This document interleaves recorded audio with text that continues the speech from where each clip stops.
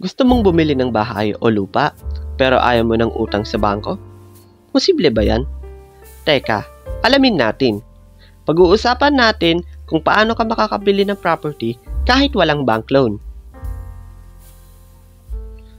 Una, kung may malaki kang naipon, pwede kang magbayad ng spot cash.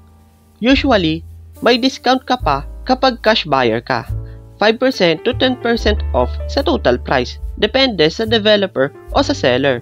Pero syempre, kailangan ready ka sa buo o malaking halaga upfront. Next option, in-house financing.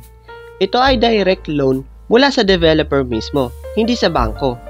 Mas mabilis ang approval at mas konti ang requirements. Pero take note, mas mataas ang interest rate kumpara sa bank financing. Magandang option ito kung di ka pasok sa bank requirements. Pero gusto mo nang magsimula.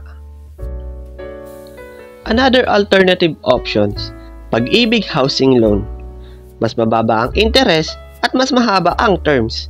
Perfect para sa mga regular na empleyado. Kung maliit lang ang kulang mo, personal loan or borrowing from relatives is also an option. Pero siguraduhin mong kaya mong bayaran.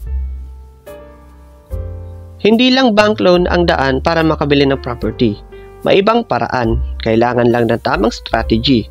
Bago ka magdesisyon, teka, alamin natin.